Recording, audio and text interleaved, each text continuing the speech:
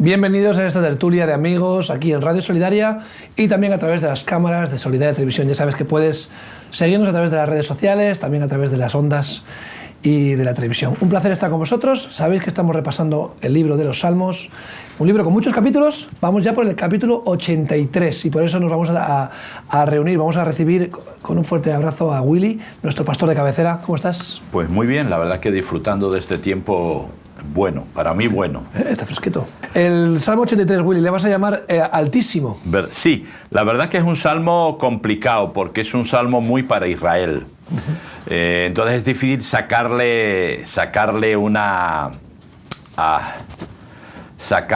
traerlo a nuestros tiempos, ¿no? Que es lo que tratamos de hacer siempre. Sí, darle una lectura y que tenga un poco de vigencia, ¿no? Pero es como muy una situación, el salmista, ¿verdad? Asaf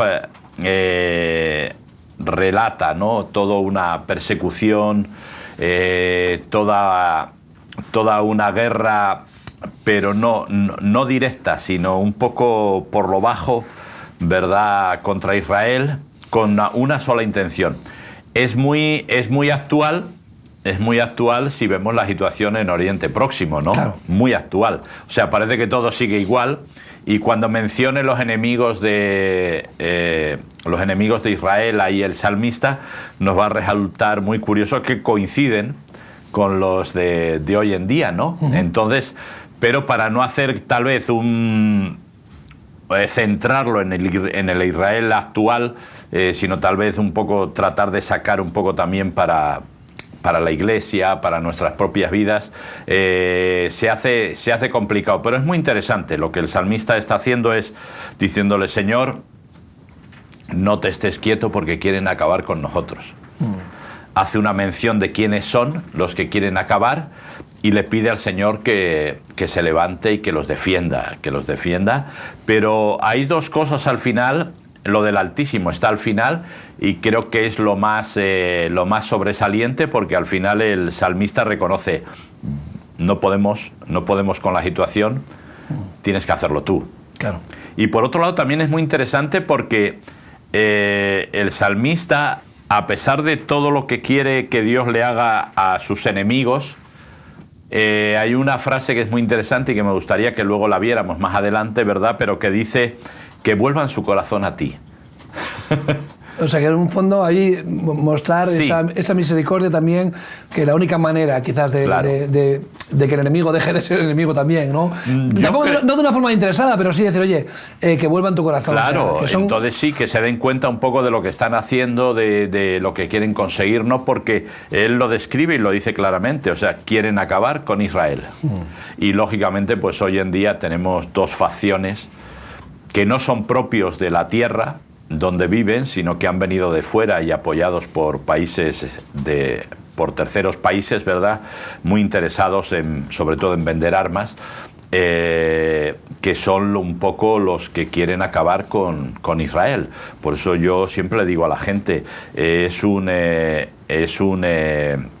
la guerra en Israel y alrededores es de muy difícil solución. ¿Por qué? Porque hay dos facciones que el único interés que tienen, no les interesa el pueblo libanés, no les interesa el pueblo de Gaza, les interesa acabar con el pueblo de Israel.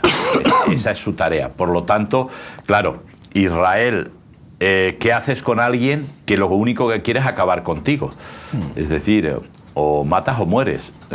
No hay mucha. Por eso yo le digo a la gente que es un conflicto de difícil solución por ese tema.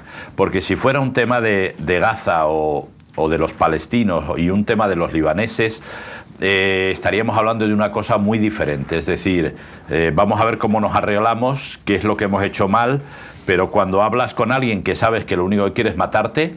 Un claro ejemplo, y tampoco pocas opciones, ¿no? Un claro ejemplo, y tampoco vamos a desarrollar mucho este tema, es el tema con Jordania, por ejemplo. Jordania, que fue un enemigo natural de Israel, que es el que tenía ocupada la ciudad este de Jerusalén, y donde teníamos ahí, o sea, donde realmente si algo se le puede reclamar de los territorios ocupados, entre comillas, era Jordania.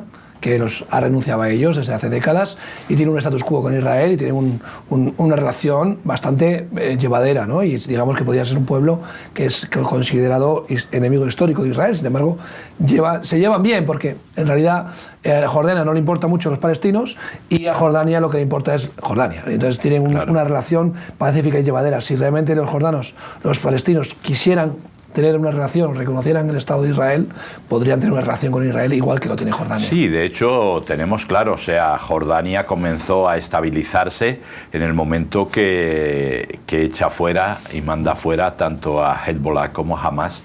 Sí. De su territorio, que eran los que les causaban los problemas con Israel, pero al final lo pagaba todo el país. En ese momento hubo una estabilidad y hasta ahora. De hecho, volviendo al Líbano, el Líbano tiene un problema muy grande, que es casi de guerra civil, porque Hezbollah no es un grupito armado, es un movimiento muy fuerte que crea unas tensiones dentro del país donde la mitad del país no los quiere. Claro. Y hay una división dentro del propio Estado, donde el gobierno, y los libaneses están hasta el gorro de los terroristas de Hezbollah.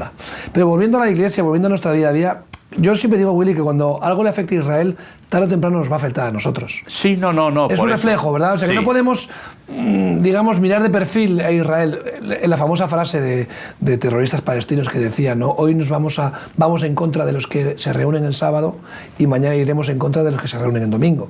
O sea, realmente miramos de perfil el conflicto, pero el Islam radical y el terrorismo islámico va por Israel, porque hay un odio innato, muy transmitido por generaciones, pero van a por nuestra fe también cristiana y donde vemos que realmente nuestra sociedad está en peligro, lo poco que queda de nuestras raíces judio-cristianas, ¿no? Sí, no, y bueno, te quiero decir, ahí en ese sentido tienes toda la razón, en cierta manera. Lo que pasa que, claro, ¿qué ocurre?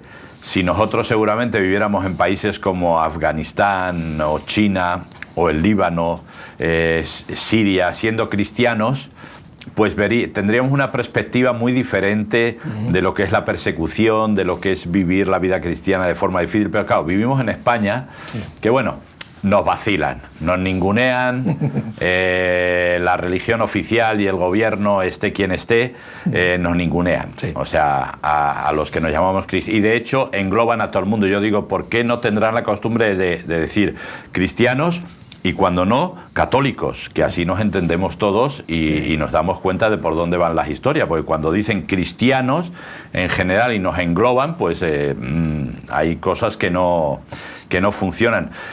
Pero aquí realmente, ya digo, excepto algunas cosillas así, no nos damos cuenta, ¿no? Pero ahora en estos días se va a dar la lista de los países donde el cristianismo es más perseguido, Puertas Abiertas, ¿verdad? Mañana viene aquí Ted Blake, que es el representante de Puertas Abiertas, a enseñarnos, a mostrarnos. Claro, entonces quiero decir, ahí sí que nos daríamos cuenta de lo que cuenta el salmista, ¿no?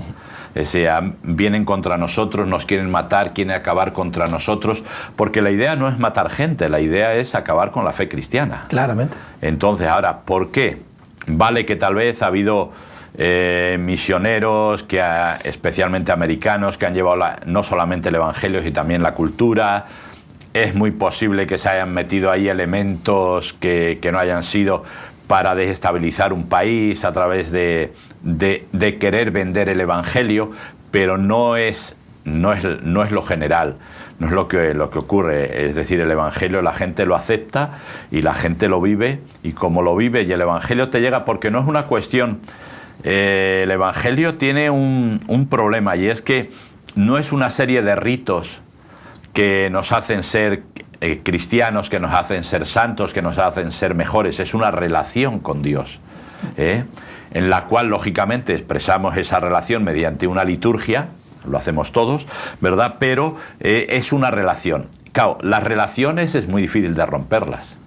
Los ritos se cambian. Es decir, sí, ahí, costumbres y ya está. Claro, ahí cuando... Y si tardas una generación en hacerlo, no hay problema. Claro. Introduces la semilla y en la próxima generación no tiene prisa el enemigo. Claro. Digamos que tiene mucho tiempo por delante. Claro, ¿no? Y si no aplicamos la teoría de Groucho Marx, ¿no? Sí. La de los principios. Tengo otros, sí. No, los cambios, ¿verdad? Es decir, la gente se adapta, pero adaptarse no es tener una relación. Es decir, y eso es, hay un poema muy famoso de Bertolt Brecht, ¿verdad?, que habla de vinieron a por esto y vinieron a por este grupo y yo me quedé quieto, vinieron a por este otro y yo me quedé quieto, vinieron a por este otro y yo me quedé quieto, pero al final solo quedaba yo y vinieron a por mí. Y no había nadie que me defendiera, ¿no? Entonces, este es uno de los grandes problemas pero es algo que la sociedad actual quiere conseguir.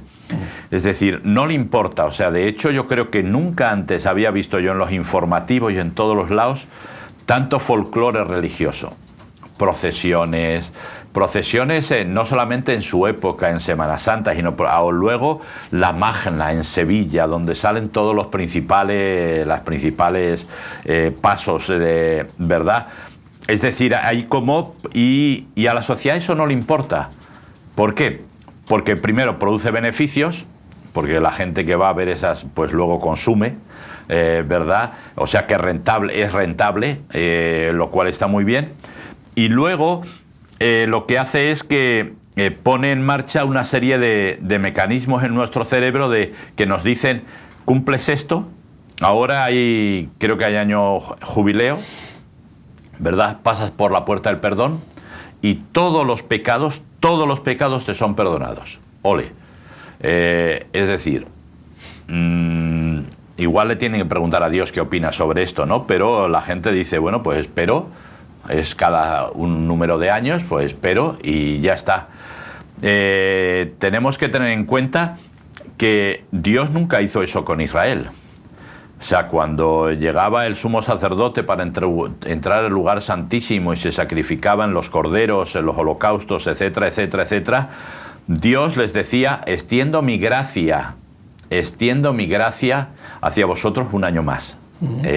Eso es muy diferente a decir todo lo que habéis hecho, porque Dios luego nos lo demuestra. En los diferentes profetas va diciendo, señores, que me habéis vacilado, que pasáis de mí, que decís que me traéis holocaustos lo que no queréis, etcétera, etcétera, etcétera. O sea, estoy molesto con vosotros, pero extiendo mi gracia, porque a eso me comprometí y eso lo voy a hacer. Ahora, eso de que todos tus pecados te son perdonados por pasar por una puerta, el tema es muy serio. Pero es lo que a la sociedad le encanta. ¿Por qué? Porque lo que la sociedad no quiere es que haya relación. Y de hecho yo creo que toda la tecnología que vivimos hoy en día va dirigida un poco a que no haya relación entre la gente. Destruir las relaciones personales. Las relaciones, ¿no? Es decir, ¿por qué? Porque la gente de forma individual es más manejable. Sí. De hecho, cuando oímos siempre, ¿verdad?, lo del león rugiente buscando a quien devorar, es lo que hace. El león viejo lo que hace es que va rugiendo, va asustando a la manada y va intentando que uno de ellos, tal vez el más débil, el más viejo, el que tenga algún defecto o algún problema, se separe, y una vez que se separe es mucho más fácil cazarle, ¿no? Entonces, la sociedad un poco lo que está haciendo es eso, es decir, vale, tú whatsappea lo que quieras, cuelga en Instagram, cuelga en Facebook, cuelga lo que quieras. Pero estás solo. Pero estás solo, ¿no? Entonces, se trata de eso. Y aquí un poco el salmista viene a decirnos, Señor, ahora la cosa está grave. No estamos hablando de soledad, estamos hablando de una persecución que tiene como fin acabar con nosotros. La religión ha querido siempre destruir la libertad. Todas las religiones. Yo sigo diciendo que la religión es el opio del pueblo. Sí, claramente. Tengo que decir, como Marx lo decía, la religión. Sí, el concepto de religión. Sí. Que no tiene nada que ver con, hay que manejar. Con una relación personal. Cuando podemos oírnos en los tiempos de la Inquisición, donde la Iglesia predominante, poderosa, no quería que la gente leyera la Biblia, sino que solamente en latín, y controlaba la opinión a través de los predicadores. A mí me suena mucho a lo que está pasando hoy en día con las mezquitas, o sea, donde realmente son las mezquitas donde hay semilla de odio, donde se maneja la opinión a la gente que es más inculta y se dejan llevar por la opinión de los que mandan. Pero podemos irnos a los tiempos calvinistas en Alemania y en otros países donde hubo Inquisición, por aquellos que se salían del cuadro. O sea, no te muevas que no sales en la foto. Entonces, vemos que la religión siempre, cuando es poderosa, cuando tiene influencia, lo que hace es abusar de ese poder. Abusar y, claro, le dicen, me viene muy bien. Y politizan a la religión, ¿no? De, oye, voy a manejar lo que tú dices, el apoyo del pueblo, voy a distraer y voy a manejar la opinión y voy a enfocar el odio a aquellos que se salen un poco del marco y los voy a perseguir. En este caso es una persecución militar, una guerra física, pero cuando lo trasladamos a la vida espiritual, estamos siendo perseguidos no en la manera en la que, como tú decías, en Eritrea o en Etiopía o en tantos países en Corea del Norte, donde no hay libertad religiosa. No, estamos hablando de una persecución, yo creo que por acoso y derribo. Medios, prensa, redes, ambientes, todo va en contra de que tú puedas practicar una fe. Tú puedes declararte lo que quieras hoy en día, puedes decir que te consideras un helicóptero Apache y no pasa nada, pero en el momento que tú manifiestas tu fe, decir, oye, yo soy creyente, creo en un Dios que se muestra en mi vida y es amor. En ese momento la gente se pone de uñas. Sí, oye, se pone en guardia. Y ponen guardia y alzan sus armas, que quizás no son armas físicas, pero sí son armas que hacen daño, ¿verdad? Pues sí, o sea, de lo que se trata es como tú decías, más que acoso y derribo es más reconducir. Es decir, yo que soy muy de campo, ¿verdad? Cuando las ovejas estaban pastando en el prado y la forma de controlarlas bien era manejarlas hasta meterlas al redil. Ahí ya estaba todo, ya te quedabas tranquilo, ¿no? Porque en el campo pues había muchos peligros, desde que se cayera por un precipicio, desde ahora ya en aquel tiempo había muchos lobos, se decía ahora otra vez, muchas opciones, ¿no? Pero es lo que tratan con nosotros, de decir, públicamente cero. Tú privadamente haz lo que quieras, en tu local haz lo que te dé la gana, pero fuera nada. Nada, y de hecho es muy difícil conseguir permisos para hablar del Evangelio en los parques y en los diferentes lugares. Nunca se nos ha ocurrido hacer una marcha, pero me supongo que nos lo denegarían, no nos dejarían ir por la M50 o M60 por ahí, que ahí no estorbamos. Es decir, esto es esconder al pueblo de Dios. Lógicamente no hay nada que hacer, porque cuando alguien es un verdadero cristiano va a compartir su fe. Es porque está ahí, o sea, es parte de tu vida. Y el otro día escuchaba a un ateo, decir, si tú consideras que por no creer en Jesús yo voy a ir al infierno y no me adviertes, es que eres una mala persona. O sea, si tú realmente sabes que yo, por ser ateo, me voy a ir al infierno por no creer en Jesús y no me lo dices, estás siendo una mala persona porque me deseas el infierno. O sea, es muy duro, ¿no? Desde el punto de vista de un ateo. Nosotros, como creyentes, deberíamos decir lo mismo. Oye, yo porque no solamente me preocupo por ti, sino que encima te amo, porque Dios me ha dicho que te ame, tengo que advertírtelo, claro, que el camino que llevas va a la perdición, ¿no? O sea, luego tendrás que tomar tu decisión, pero deberíamos estar preocupados por aquellas personas como Jesús, que lloraba al ver las multitudes perderse, ¿no? Claro, es que si de verdad ayudamos a la gente y cuando están desnudos, cuando están sedientos, cuando están hambrientos, pero no les hablamos de la vida eterna, estamos haciendo el trabajo a medias. Eso es. Es decir, ¿por qué? Porque puede que remonten aquí en esta vida, pero ¿qué va a ser de ellos?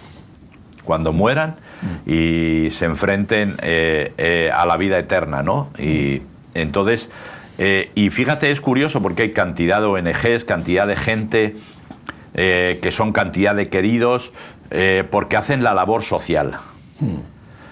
Casi siempre los problemas las ONGs los tienen cuando añaden a la labor social la labor espiritual. Sí, claramente quieren que estés desvinculado totalmente una cosa de la otra. La sociedad actual te está diciendo, no hagas proselitismo, no puedes condicionar, no puedes mostrar tu fe, porque claro, puedes ofender. Claro, sobre todo siempre se molestan cuando ofendes a cierto tipo de personas. Pero dice, oye, yo es que esto lo hago por amor a Dios y al prójimo, pero primero a Dios. Claro. Dios me amó primero y como consecuencia de que Dios me amó, yo tengo que compartir ese amor. Entonces, y quiero lo mejor para ti. Yo no puedo esconderlo. Luego, oye, tú puede que no recibas el mensaje, puede que no te interese, puede que hasta te ofendas, pero yo no puedo esconder quién soy. Claro. Es que no podemos dejar de ser quienes somos. Es como decir, oye, ¿tú estás enamorado o no lo estás? Claro. No es que piensas, te crees, te lo han dicho, no. Es algo que tú o lo eres o no lo eres. Claro. Entonces, si eres un hijo de Dios, tienes que comportarte como un hijo de Dios. Claro, es como la letra pequeña. Yo te tengo que decir que esta vida termina y que empieza otra. Claro. Y que termina y que empieza otra que no termina. O sea, que es eterna. Y yo lo que quiero es que tú elijas, pero que tengas la posibilidad de elegir, que nunca digas, es que a mí nunca nadie me dijo, es que a mí nunca nadie me avisó, sino que está ahí. Y esto yo creo que es algo que no podemos perder de vista, nunca podemos perder de vista, y nos digan lo que nos digan, nos quieran encerrar lo que nos quieran encerrar, no podemos dejar, como dice Lucas, ¿verdad? Lo que hemos visto y oído. Lo has mencionado antes, ¿no? El momento en el que le pide al Señor que vuelvan a Él los que le persiguen. Tenemos historias y que hemos conocido testimonios de personas. Bueno, tenemos el caso de Pablo, ¿no? El famoso Saulo de Tarso, ¿no? Que era un perseguidor de los primeros seguidores de Jesús y que él era fanático, ¿no? Pero él tuvo su encuentro con el Señor y pasó de ser perseguidor a ser perseguido, ¿no? O sea, que existe esa posibilidad. Dios puede cambiar el corazón de aquellos que odian a Dios, de aquellos que le rechazan, aquellos que blasfeman. O sea, todavía tiene oportunidad para reconvertirse, ¿no? O sea, y volver su rostro al Señor. Y yo creo que nosotros, cuando devolvemos bien por mal, aun cuando nos persiguen, devolvemos bien por mal, eso rompe esquemas, eso tiene que ofrecer... aquella persona que te hace daño y tú le devuelves bien por mal, es que tienes que dejarle como con muy mal sabor de boca, ¿no? Sí, no, y de todas formas yo te digo, Dani, no tenemos que plantearnos qué o cómo se va a sentir la persona, lo siento, es decir, yo hago lo que sé que tengo que hacer. Eso es. Tiene consecuencias. Los actos tienen consecuencias. No es lo que me pide Dios, no, es lo que nace de mi corazón. Lógicamente, ahora yo he escuchado testimonios de gente que no es creyente, pero que ha pasado por enfermedades graves, por situaciones graves, y ellos te dicen, yo ahora ya no me planteo la vida como antes. O sea, yo ahora me planteo el día a día, porque puede ser el último, porque ya lo he vivido, porque estaba a punto de morir. Entonces, mi planteamiento es diferente. Y ellos te lo dicen. Entonces, yo tengo que hacer lo mismo. Es decir, perdona, yo he conocido a Jesús. Jesús ha cambiado mi vida.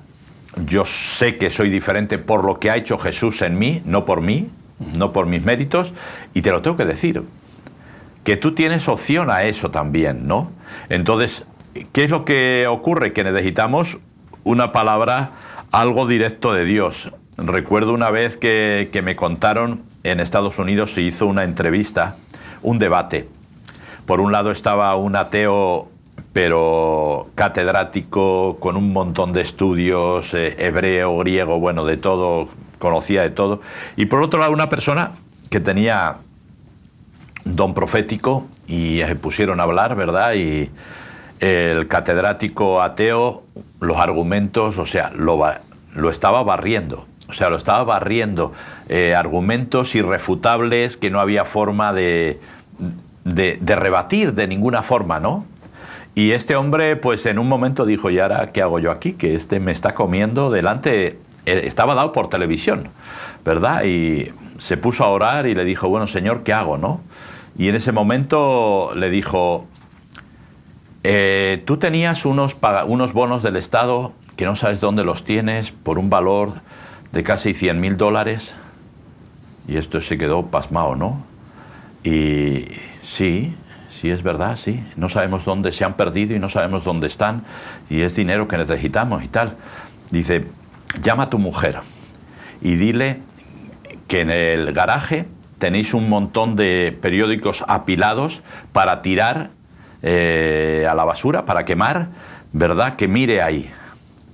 Y la mujer llamó a la mujer, todo esto en directo, la mujer miró y ahí estaban los bonos. Y el hombre dijo, creo en Dios.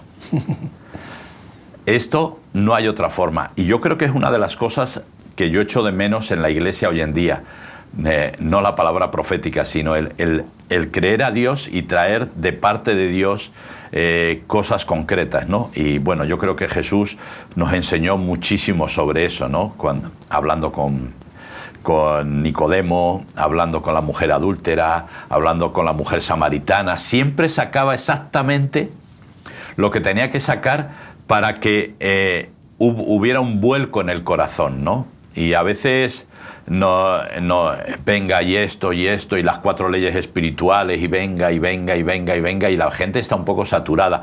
Hoy en día especialmente las nuevas generaciones, están muy saturadas de información. Nadie les ha predicado el Evangelio, casi nadie, pero están muy saturados de información. Por lo tanto, la información no les choca, ¿no?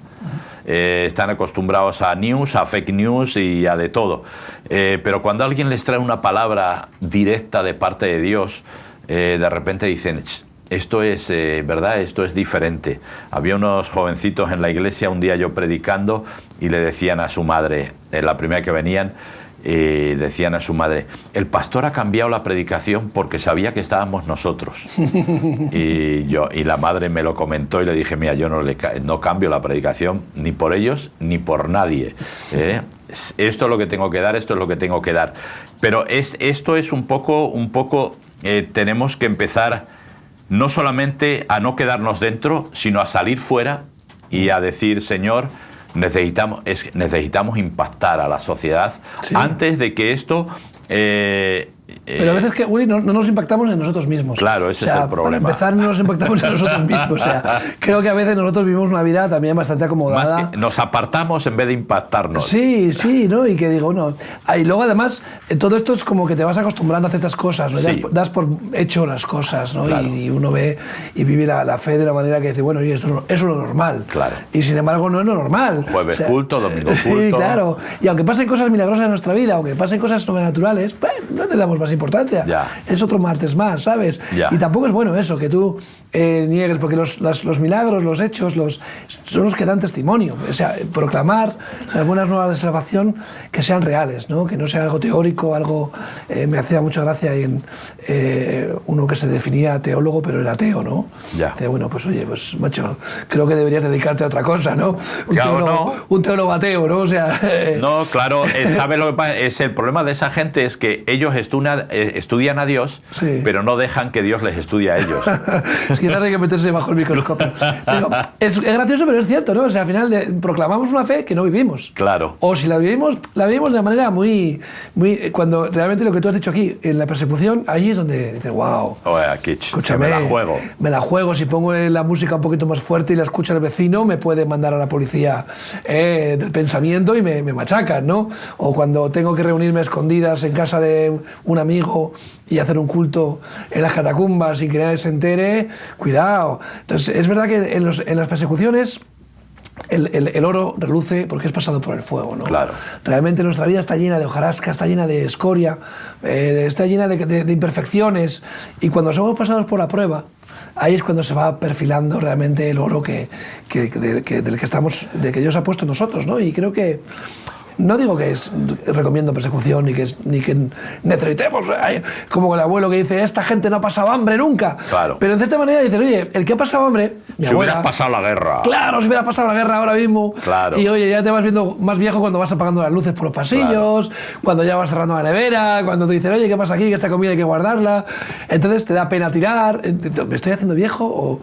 No, pero realmente hay una conciencia en ti, ¿no? De decir, oye... que no, claro, qué pena, ¿no? Desperdiciar todo esto. Y espiritualmente tenía que despertarse en nosotros esa conciencia, ¿no? Decir, oye, realmente deberíamos vivir, como tú has dicho, en nuestra vida como si fuera el último día, deberíamos estar agradecidos, levantarnos por la mañana y dar gracias. Willy, yo creo que nos falta estar agradecidos por haber dormido, por habernos levantado por la mañana, por las cosas más vanas y sencillas. Sí, quedamos por hechas. Sí, quedamos por hechas. Cuando realmente el día que te falten, dices, wow, cómo no valoraba lo que tenía. Claro. Por ejemplo, un buen matrimonio, ¿no? Una buena esposa, un buen esposo. No lo valoras, no lo cuidas. ¿Por qué no lo cuidas? ¿Por qué no lo mantienes fresco, vivo? El día, si por desgracia tú sufrieras un divorcio o una separación, es muy doloroso, es terrible para los hijos, las consecuencias son horribles. Cuida lo que tienes, valora lo que tienes, y cuando hablamos de nuestra relación personal con el Señor, hay que valorarla y cuidarla, porque el día que no tengas esa relación te vas a dar cuenta de lo importante que es para tu vida, ¿no? No, y ¿sabes lo que pasa? Que a veces lo que le gusta más a Satanás es adormecernos. Es lo que se cuenta siempre de las ranas, ¿no? ¿Cómo cocerías a una rana? Sí, si tratas de echarla al agua hirviendo, va a saltar. Pero si la dejas en agua fría y va calentando, y va calentando, y va calentando, cuando se quiera dar cuenta, la has cocido. Pues el enemigo hace lo mismo con nosotros. Aquí el salmista el tema es muy diferente, porque el problema es que es directo. Esto es agua hirviendo. Es decir, el pueblo de Israel iba directamente al pueblo, al agua hirviendo, es decir, destrucción total. Pero el objetivo es el mismo, ¿no? O sea, al final, en países donde hay persecución a los cristianos, lo que se busca es destruirlos para que no propaguen su fe, porque son gente que está realmente avivada y es un problema, como en los primeros siglos, ¿no? Que el imperio los perseguía porque estaban propagando una fe que iba en contra de todo. Sí, que César no es Dios, eso es, que de repente entonces, Jesús es Dios. ¿Y qué era más eficaz? ¿Perseguirlos hasta la muerte o absorberles y manipular la religión cristiana para hacerla oficial y entonces que sea inocua, ¿no? Yo creo que en Occidente, en los países donde no hay persecución, es más sutil. Nos convierten en inocuos, nos hacen totalmente inertes, nos hacen, como se diría, estériles, ¿no? Y no hay nada peor en la Biblia que una mujer estéril, representando a la iglesia estéril, ¿no? Yo creo que son dos maneras de afrontar el problema. No, claro. Pero que al final el objetivo es el mismo. Claro, o te mato espiritualmente. Claro, los romanos potenciaron 10 persecuciones muy fuertes, especialmente casi todas durante el primer siglo de vida, y de repente el evangelio crecía más. Llegó un emperador romano y dijo, no, eso no funciona así. Hay que capitalizarlo. Jerusalén deja de ser la capital del cristianismo, Roma pasa a ser esto y, lógicamente, como Roma es la capital administrativa, también tiene que ser la capital espiritual y hago el cristianismo religión oficial. Yo, en vez de emperador, soy el sumo pontífice, que es lo mismo. No, ahí nombró uno. Fue él, nombró uno a León I, fue el primer papa que estuvo. Entonces, pero la cosa fue, esto hay que manejarlo. Y siempre es igual. Yo me acuerdo cuando yo me convertí en una comunidad de jóvenes. Llegaron a ser, porque yo salí antes a trabajar fuera y todo, pero llegaron a ser 600 jóvenes. Y les dejaron reunirse en un lugar que se llama Los Dominicos, allí en Burgos, ¿verdad? Y de lo que se trataba era de controlar, porque claro, 600 jóvenes en una ciudad como Burgos, o sea, era muy llamativo, ¿no? Entonces, pero claro, bautismos en el Espíritu Santo, esto, lo otro, aquello era incontrolable, así que dijeron, os tenéis que ir, tenéis que salir de aquí porque no os podemos controlar, pero al final siempre es la misma historia. Sí. Y la sociedad trata, es decir... ¿Y qué hizo más daño a la Iglesia? ¿La persecución sangrienta el control, o el control? El control, es decir, ¿qué hago? Esto es el cristianismo y a partir de ahora lo que hago es lo moldeo. ¿Lo moldeo para qué? Para poder hacer lo que yo quiera. Y de repente hay que conquistar Jerusalén, cruzada. Esquilmar a los nobles de Europa para que aporten dinero para las cruzadas. Los nobles no pagaban de su dinero, pagaban del de los pobres. Claro. O sea, subo los impuestos, entonces recaudo más dinero, ese dinero lo mando a las cruzadas. Es decir, Cristo, que murió en una cruz del Calvario, tiene que aguantar que lo que se llama cristianismo se dedique a matar a otros. Conquistando una ciudad como es Jerusalén, que realmente en el Evangelio no dice absolutamente nada, que la reconquistes para nada. O sea, Jesús dijo, a ver, mi reino no es de este mundo. Si no, mis seguidores lucharían por mí. Es decir, entonces la historia es diferente. El reino de Dios no es físico. Claro. Tiene sede en lo físico, pero no es físico, por lo tanto, es importante. Y esto es un poco lo que se va a tratar. O sea, yo creo, de hecho, cuando la revolución de Mao en China, la religión oficial no fue quitada. Lo que sí Mao dijo, todos los menores de 25 años no pueden ir a la iglesia. Pero dejó iglesias luteranas, iglesias católicas, iglesias de todo tipo, que de hecho hoy están... Las deja sin futuro. Pero claro, gente... Bueno, eso ha propuesto Islandia, por ejemplo. Gente como Watchman Nee, pues no interesaba. Claro. Porque esa gente predicaba el evangelio de verdad. O sea, gente que predique el evangelio, no. Pero la religión oficial no hay ningún problema. Sí. Es decir, ahí está. Y es lo que la sociedad es un poco... aquí Israel un poco representa a Dios. ¿no? Hoy en día todavía, ¿no? Entonces la gente quiere que Israel desaparezca. ¿Por qué? Porque en cierta manera también quitamos otra imagen, quitamos otra conexión más con Dios. O sea, yo lo hemos conseguido sacar de las escuelas, de las universidades, de los juzgados, de un montón de sitios, ya hemos conseguido sacar a Dios, y por lo tanto, si acabamos también con Israel, que es lo que trataban de hacer, porque dice que es curioso que todos los pueblos que se habían unido contra eran el brazo de Lot. Es curioso la analogía, ¿verdad? Lot vivía en Sodoma y Gomorra, y el brazo de Lot, es decir, el ejecutor, era una sociedad permisiva con ciertas cosas. Recordemos que Lot se fue deslizando, ¿no? Por el Claro. valle. Tenemos esa analogía también del Claro. el desliz hacia lo humano, de bajar de la montaña a lo carnal, ¿no? De asimilarte a las naciones que están corruptas, ¿no? Claro, entonces quiero decir, el problema es que Sodoma y Gomorra habían colapsado, y ya aquello lo único que podía pasar es que fuera a peor, de cuando una sociedad... esto no pasaba en Sodoma y Gomorra, pero es algo que declara y que denuncian los profetas, ¿no? De repente pueblos donde se ofrecía a Moloch a los niños, es decir, los tiraban al fuego directamente. ¿Sí? Esas sociedades ya han colapsado. Nosotros estamos pasando por situaciones donde estamos haciendo... no tiramos al fuego a los niños. Bueno, no es literal, pero hay solo en España más de 100.000 abortos al año. O sea, pero nos tiramos la basura. Entonces en estamos haciendo muchas cosas. Es decir, los niños van hacia atrás y las mascotas van hacia adelante. Es decir, tenemos que pensarlo Pero porque en cierta manera estamos colapsando. Hemos hablado aquí de esa generación, ¿no? De decir, oye, si yo corto el acceso a la palabra de Dios a los niños y dejo que los viejos se vayan muriendo de viejos, Claro. con tiempo y una caña, al final obtengo lo que quiero.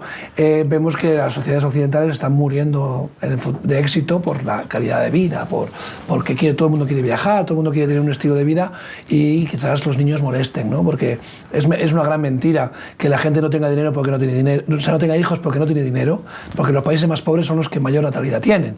Ya. Pues cuanto más rico es el país, menos natalidad tiene. Vete a los países escandinavos, vete a los países occidentales, y es donde, vete a Japón, vete a Corea del Sur, vete a lugares donde realmente el problema demográfico no es una cuestión económica, sino de que hay otros factores también en el asunto. Pero si tú quitas el futuro, lo que estás haciendo es asfixiando. La realidad es que no tener hijos naturales es que da igual que tú creas lo que creas, que vivas como vivas, ya voy a reemplazar yo a tus hijos con mis hijos. Y yo digo siempre lo mismo, ante la ausencia de valores, alguien va a venir a imponer esos valores. Ante la ausencia de principios y de que nosotros nos pongamos firmes con nuestros hijos, con nuestras familias, en nuestros ministerios, es que si tú no predicas el evangelio, alguien va a venir a predicar otros evangelios. Si tú no crías a tus hijos en valores cristianos, alguien va a introducir sus valores en tus hijos. Y a veces esa vejación de funciones hace que seamos estériles espiritualmente, inertes. No, que no quiero ofender, no, es que yo no quiero imponer nada, y nos acomplejan. No tienes que imponer, tú tienes que ser quien eres. Claro.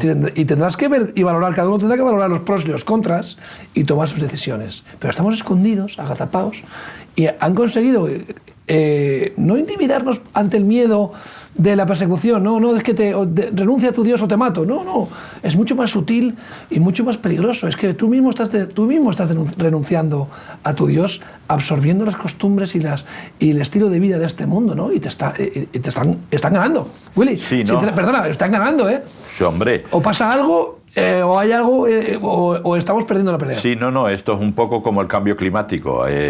Va a llegar un momento de no retorno. Y bueno, donde se hace, donde claro. no hace, pero con la Iglesia pasa igual, es decir, en el momento que esta tierra pasará, pero es que nosotros vamos a pasar a la eternidad, Claro. o sea, el mundo se va a acabar. Claro. Aunque venga el cambio climático antes o después, el mundo se acaba. Lo importante es nuestras almas que van a estar en el cielo o en el infierno. Eso sí va a permanecer. Claro, pero la idea es la misma, es decir, Sí, claro. quiero decir, no importa lo que hagamos, lo que hay que hacer es acabar con esto, ¿no? Es decir, y esto no es una lucha de domesticar o de adaptar, no, es una lucha como el salmista dice ahí. ¿De vida a muerte? Sí. ¿De vida a muerte? Es decir, o como cristianos prevalecemos, o como cristianos nos acostumbramos, nos adaptamos y en realidad morimos. Es decir, pues nos vamos a volver tibios. Es decir, Y esto es algo que la sociedad va a seguir trabajando en esto. Y ya digo, no le importa folclore y no le historia, eso, le da igual. Porque sabe que eso, el folclore, no cambia vidas. La religión no cambia vidas. Eso es. Pero Cristo sí cambia vidas. Entonces, tú predica lo que quieras. Pero vive como uno de habla nosotros. de tu religión, habla de tu iglesia, a mí no me importa, pero no hables de Cristo. Es decir, no hables de que Cristo puede cambiar vidas, porque eso me estás complicando. Y esto es una pelea vida o muerte. Es decir, el salmista dice, lo que tratan de hacer es pelear contra nosotros para que Israel desaparezca. O sea, para que no haya más memoria de nosotros.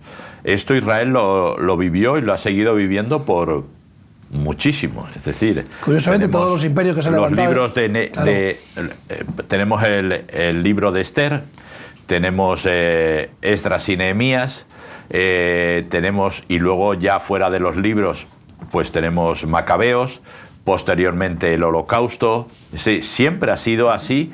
Y mucho antes, pues tenemos la persecución directa aquí en España en el siglo XV, en Portugal posteriormente.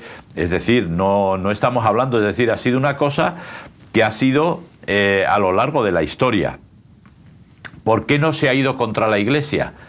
Pues porque, por desgracia, a lo largo de la historia, la Iglesia estaba tan adaptada al mundo, consentía tanto e incluso a veces se ponía a la cabeza de eso. Es decir, que no solamente vamos a hablar de la Iglesia Católica aquí en Europa o en América Latina, pero de la Iglesia Anglicana en América del Norte, en Canadá, etcétera, etcétera. Es decir, siempre ha sido la misma historia. Es decir, no había que pelear contra la Iglesia, ella misma se estaba autodestruyendo. De repente, pues, sobre todo siglo XIX, con los evangelistas de nuevo, comenzó a nacer otra vez la semilla de la fe, una iglesia que amaba a Cristo, una iglesia donde el Espíritu Santo se movía, y de repente, pues claro, volvemos a ser peligrosos. Sí, además es que eso, claramente hay que reconducir esta situación, ¿no? Claro. Lo que yo veo en las corrientes, y vemos mucha influencia de la Iglesia estadounidense que ha colonizado un poco el movimiento más evangélico en Latinoamérica, que luego nos está volviendo a nosotros desde ahí un poco, es decir, vale, no puedo contra ti, me aprovecho de ti, ¿no? O sea, no puedo contra este movimiento, vamos a introducir dentro de estos movimientos tan pentecostales, o en el sentido, no pentecostales, sino tan vivos, sí. Con tan crecientes, y vamos a introducir conceptos pues como el capitalismo, como el amor al dinero, como conceptos que son tan humanos, sí. Para que la gente no deje... Teología de la prosperidad, eso o sea, ha habido... Eso es. Entonces, claramente estás introduciendo dentro del púlpito el mensaje de, oye, hay que vivir como se vive en Estados Unidos. Claro. ¿no? Hay que vivir de manera opulenta, hay que gastar, y claro. El dinero es la bendición de Dios, ya no es la felicidad, pero es la prosperidad de Dios, claro. Es el dinero, y reconduzco el mensaje para aprovecharme de estos movimientos crecientes. Y al final siempre lo arrimo, como has dicho tú, ¿no? Lo arrimo al redil. Pero la religión va por un lado, pero nuestra relación va por otro, y claramente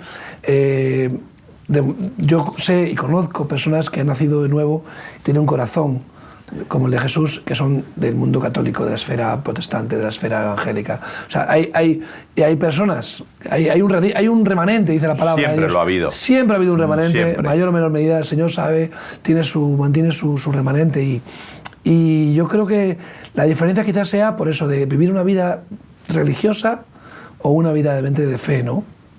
Independientemente de las consecuencias, ¿no?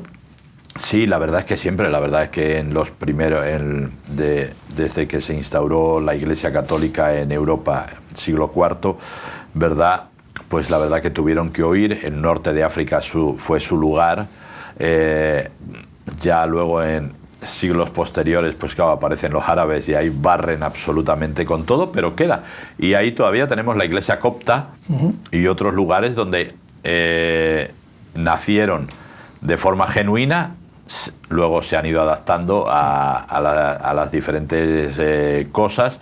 Le pasó lo mismo a la Iglesia ortodoxa, sí, rompió el cisma famoso de Oriente y Occidente, pero al final pasó lo mismo, pero le pasó lo mismo a la Iglesia luterana o a la Iglesia anglicana. Es decir, se han ido adaptando hasta convertirse en religiones. Como tú dices, dentro de esas religiones hay gente que ama a Dios de verdad, sí, que ha nacido de nuevo y que quiere seguir a Dios y que lo tiene clarísimo. O sea, no estamos diciendo... Yo por eso siempre digo, la jerarquía es una cosa y las bases es otra. Claramente, y cuando aquí dice que pero vuelva pasa a lo mismo en la iglesia evangélica. Igual. Cuando nos acusan, ¿no? Y está fulanito, es que fíjate fulanito en su casa con grifos de oro, con no sé qué. Digo, pues yo tengo que arreglar el grifo mío, pero que no es de oro, ¿eh? Está goteando. Entonces, quiero decir, siempre va a pasar igual, y los que nos damos cuenta de todas estas cosas, lo que tenemos que decir es, Señor, si hay que pelear, vamos a pelear. Pero, Señor, no permitas que nos destruyamos a nosotros mismos, ¿no? Sí. ¿Y por qué? Porque, como decía el salmista, Él puede traer torbellino, fuego, defendernos de un montón de formas, ¿verdad? Frente a un ataque frontal que viene contra nosotros. Pero al final, que es lo que hablábamos, Él es el Altísimo, y Él es el que va a traer siempre, es el que va a tener que estar presente, y es al que vamos a tener que levantar en alto, siempre. Por eso es el Altísimo, ¿no? Sí, el texto termina diciendo eso, ¿no? Conozcan que tu nombre es Yahvé, tú solo Altísimo sobre toda la tierra, ¿no? Cuando enfatiza, ¿no? en que Él es alto, altísimo, Él está por encima de todos, ¿no? Cuando la Biblia dice 3 veces, ¿no? Cuando siempre en el hebreo se suele decir que Él es énfasis triple, ¿no? Ya. De santo, santo, santo. Claro. Cuando dices así, estás enfatizando 3 veces santo, es como que no hay nadie más. O sea, sí. Es el más santo de todos, sí, sí. ¿no? Aquí está enfatizando, es el más alto. Siempre tenemos la figura, ¿no? De que el cielo está en nuestras cabezas, tenemos esa imagen de altura, pero realmente sabemos que el Señor es espíritu y que Él está por encima de toda la creación. Al final, yo creo que también nosotros tenemos que encomendar nuestras batallas al Señor, ¿no, Willy? Es que yo Porque creo... pelear en nuestras fuerzas es agotador, infructuoso y además muchas veces... no hace falta, o sea, que Dios pelea por nosotros, ¿no? Claro, ¿cuál es el gran problema? El gran problema es que hoy una de las cosas que más, emociona a la gente es el conocimiento, lo que más impresiona a la gente, oye, ¿cómo sabe, no? Entonces, quiero decir, y por ejemplo, pues gente como Stephen Hawking y todo impresionaba a la gente por lo que sabía. Y hoy nos damos cuenta que cuando sales a la calle, cuando hablas con personas, a veces es argumento contra argumento. Y argumento contra argumento al final no llega a ningún sitio. Terminará la conversación después del tiempo que sea factible, pero él se irá con su idea y tú con la tuya. Necesitas algo directo de parte de Dios para que haya un cambio, para que sea algo diferente, ¿verdad? Jesús empezó con la samaritana, ¿no? Porque unos dicen que ella decía, unos dicen que se adora allí, otros se adora allí, ¿verdad? Y Jesús le dejó y hablaron, pues seguramente que la conversación fue más larga de lo que se narra en el Evangelio, ¿verdad? Pero al final Jesús dijo, bueno, vamos al tema, ¿vale? Hechos son amores. Bien has dicho. Hechos son amores y no buenas razones, ¿no? 5 maridos has tenido, sí, y el que ahora tienes no es tu marido. Sí. Y entonces hay boom. O sea, boom. Ella baja rápido y le dice a la gente, porque me ha dicho algo que tocó mi fibra. Que nadie sabía. Entonces, y fíjate que esa mujer luego convirtió un pueblo entero, o sea, predicó el evangelio y llevó a todos 10 ciudades, Decápolis. Sí. Entonces, quiero decir, la mujer con la mujer adúltera, pam, sí, que dijo Moisés, que no sé qué, sí, venga, pero a ver, el que esté libre de pecado que tire la primera piedra, y todo el mundo, pam, y ella misma dijo, entonces necesitamos esa sabiduría del Espíritu Santo, es decir, no puedo gastar tanto tiempo en argumentar que no lleva a ningún sitio. Necesito saber qué tengo que decir, ¿no? Y yo creo que esto es importante hoy en día. Santiago decía, ¿no? Muéstrame tu fe por tus obras. Claro. ¿No? Realmente está bien que me cuentes, que me hables, está bien que tú prediques, que es necesario, pero realmente queremos ver el efecto en ti, ¿no? O sea, muéstrame realmente tu fe, en qué repercute en tu vida. Quiero ver, ¿no? Tu fe viva, no una teoría, no una idea, no un concepto, que hay muchas religiones. Muéstrame los hechos, ¿no? Yo creo que eso es lo que debería definirnos como creyentes. No que creemos, No que decimos, sino que hacemos. Claro, y no las obras, porque a veces hay muy buena gente en el mundo. Sí, sí, sí. ¿Verdad? Pero al final se nos ve el día a día. Por eso el sitio donde más se compromete nuestro testimonio es nuestra casa. Claro. Porque nos conocen bien, porque saben, y donde ahí normalmente no tenemos ningún filtro. Es decir, lo que decimos y punto. Yo con Cheli veo muchos documentales y viene gente, ¿verdad?, que practica yoga, practica no sé qué, y luego se desespera, se frustra, se cabrea. Entonces, ¿qué? ¿No? Y es un poco, o sea, tú dices que crees en Dios, pero te desesperas, te frustras, te cabreas. Cuando tienes una situación adversa, pues tal vez es tiempo de acudir más a Dios, ¿no? Y eso es lo que la gente necesita ver. Pero son las obras, realmente. Claro. O sea, no tanto, pensamos a veces que las obras son el dar de comer al ambiente o tal. Bueno, eso está bien, pero las obras son nuestros hechos. Sí, nuestra vida. Tu vida, ¿qué haces? Claro. Por la mañana, insultas al delante, te gritas, maltratas a las personas que te quieren, eres desagradecido, eres avaro, no eres generoso. O sea, ¿quién eres? ¿Qué haces en tu vida? No tanto el hecho de decir, no, es que yo diezmo, yo es que he ido a una campaña solidaria. Está bien, pero en tu vida, ¿cuáles son los hechos reales? ¿No? La gente te respeta, te quiere por tus hechos y por quién eres, ¿no? Al final, si no, se nos ve el plumero. Igual que la religión, al final se le ve el plumero. Sí, sí, no. Puede engañar, puede marcar una... Jesús les llamaba sepulcros blanqueados, ¿no? Porque sí, por fuera eran muy bonitos, guardaba muy bien las teorías, pero lo que había en el corazón era lo que olía a muerto, ¿no? Claro, es que, y eso es lo importante. Al final, la realidad es que tarde o temprano de la abundancia del corazón habla la boca. Y esto es una realidad. Y siempre lo hablamos, y lo que siembras cosechas, el principio de la siembra y la cosecha. Esto es una realidad. Por más que te tires el rollo, por más que digas, y pasa en todos los ámbitos y en todos los ambientes, desde la parte más alta de la sociedad a la parte más baja. La realidad es que funcionamos por lo que hay en nuestro corazón. Y esto es un poco, y esto es algo que tenemos que tener muy claro para no perderlo, porque si no estaríamos perdiendo la batalla. Así es decir, desde el momento que decimos lo que la gente quiere escuchar, estamos perdiendo la batalla. No, yo lo siento, esto es lo que tengo en mi corazón. Te lo voy a decir con todo cariño, con toda ternura, sin ninguna acritud hacia ti, pero tengo que decirte lo que hay.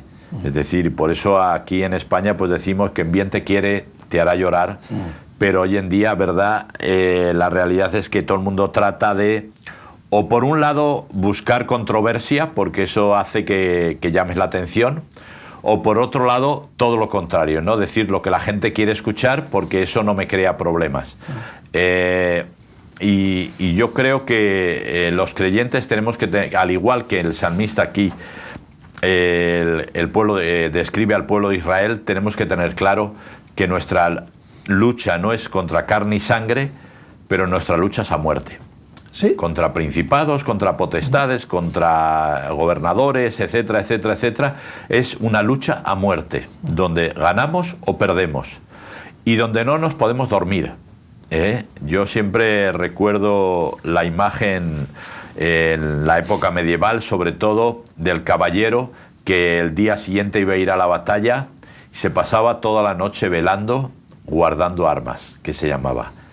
Nosotros hoy hubieran dicho, bueno, si mañana tengo pelea, me voy a dormir una buena 12, 13 horitas para estar bien descansados. Pues estos no, estos hacían esto. Y a veces es una imagen espiritual, ¿verdad? Cuando más necesidad tenemos de orar, más queremos estar tranquilos y dormir. Cuando es lo contrario, ¿no? Porque esta lucha está ahí. Ahí describe a Moab, a Edom, describe a los asirios, a los filisteos, a Tiro, a un montón de gente que va contra Israel a muerte, y nosotros tenemos hoy una sociedad, no una sociedad en sí, sino ciertas facciones de la sociedad que lógicamente quieren acabar con los creyentes de verdad, no les importa la religión, pero los creyentes de verdad tienen que acabar. Y nuestra lucha es espiritual, no olvidemos. Sí. Escuchaba un rabino hace poco, decía que el enemigo no es los palestinos, el enemigo no es Siria, el Líbano. Él hablaba de una lucha espiritual. Dice, oye, nuestros enemigos son espirituales que utilizan, por supuesto, a estos ejércitos que son como herramientas, instrumentos de Satanás para intentar destruir a Israel. En nuestra vida puede pasar lo mismo. Satanás puede utilizar a otras personas, a gente contra nosotros para intentar dañarnos, ¿no? Pero nuestra lucha no es contra carne y sangre, sino es una lucha espiritual. Y enfatizar en la oración, en nuestra relación personal con el Señor, para fortalecernos y que nuestra fe no caiga, no perdamos la fe en los momentos más duros, como aquel salmista que al final dice, Señor, pelea tú por nosotros, ocúpate tú de nosotros. Sí, no, reconoce al Altísimo, reconoce a Yahvé, y tú eres Dios en la tierra, es decir, pero tenemos que buscar, es decir, lo importante no es que Dios nos conteste, sino que la contestación venga de una relación que hemos tenido con Él, que hemos buscado con Él diariamente. Y yo siempre recomiendo a la gente, busca a Dios en los tiempos buenos, que a veces en los tiempos malos es mucho más difícil. No encontrarle, sino buscarle, ¿no? Sí, porque además pero es así, igual que con las relaciones personales, es fortalecer las relaciones personales cuando las cosas van bien. Claro. Porque, oye, si vienen problemas, ya tienes el medio camino andado, ¿no? Pero nos acordamos de Santa Bárbara cuando truena. Ahí está. Bueno, Willy, Salmo 83, muchas gracias. Nada. Pasamos al siguiente la semana que viene. Vamos ahí. ¿Poco a poco? Poco a poco. Gracias por haber estado con nosotros. Te deseamos un feliz día y que Dios te bendiga. Hasta pronto.